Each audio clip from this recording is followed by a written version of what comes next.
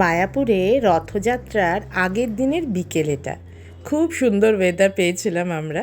গরম তো ছিলই গ্রীষ্মকাল যখন, তবে রোদ ছিল না, মেঘলা ওয়েদার। আর বৃষ্টিও পাইনি আমরা, তাই ঘুরতে বেরিয়ে বেশ ভালোই লাগছিল।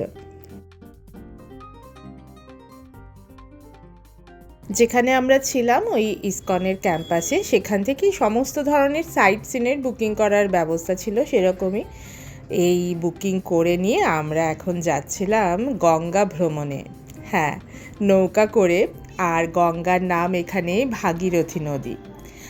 আরও একটি নদী, জলঙ্গি নদী, এই মায়াপুরেই ভাগীরথীর সাথে মিলিত হয়েছে। আর সেই পবিত্র সঙ্গমস্থল দেখতেই এখন আমরা যাচ্ছি। আর চলো, তোমাদেরও দেখাবো।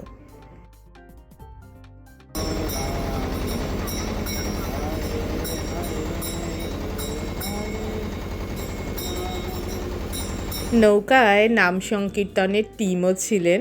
আর নৌকা ছাড়ার পর ওনারা আমাদের হাতে জল, তারপর ফুল দিয়ে নাম গান শুরু করলেন। এবার সঙ্গমস্থলের কাছাকাছি এসে গেছি, আর ওনারা আমাদের মন্ত্র বলে সেই ফুল সঙ্গমস্থলের জলে ফেলতে বললেন।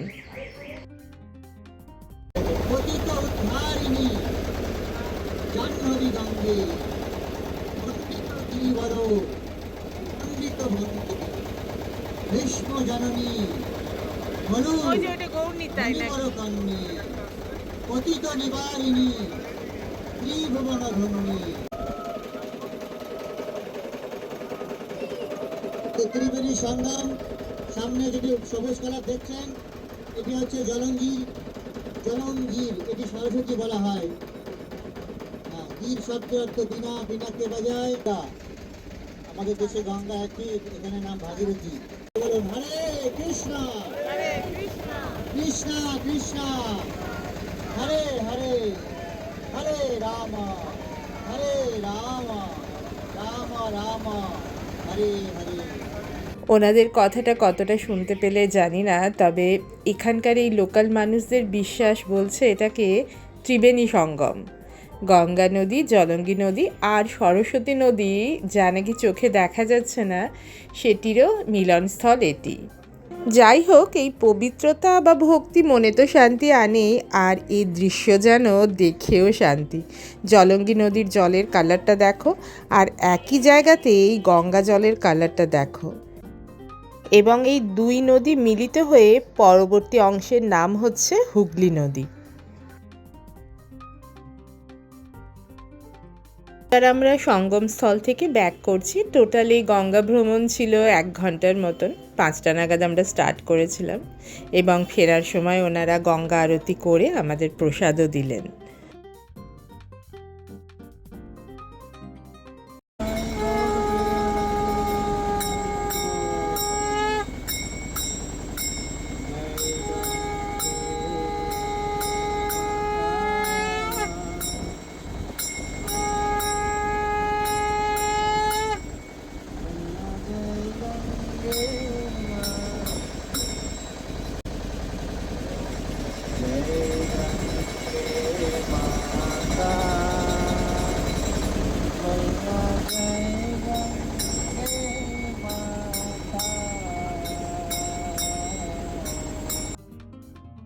আমাদের এই মায়াপুরের নৌকা ভ্রমণ তো বেশ ভালোই লেগেছিল, আর ওয়েদারও বেশ স্বাদ দিয়েছিল। দেখে তোমাদের কেমন লাগলো জানিও। এইভাবেই গঙ্গা আরতি শুনতে শুনতে আমরা ঘাটে এসে পৌঁছেছিলাম। তাই আজ এই ব্লগটাও এখানেই শেষ করছি। মায়াপুরের আরও কিছু দর্শনীয় স্থান নিয়ে আসবো আমার পরবর্তী ব্লগে।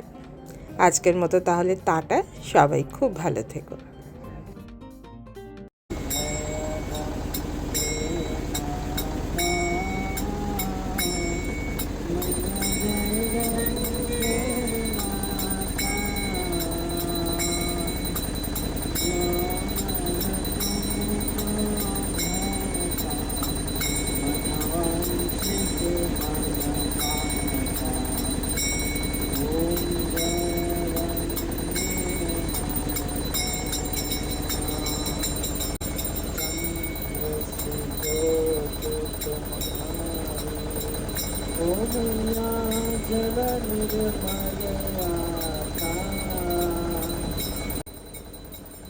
জ্বালানির হাওয়া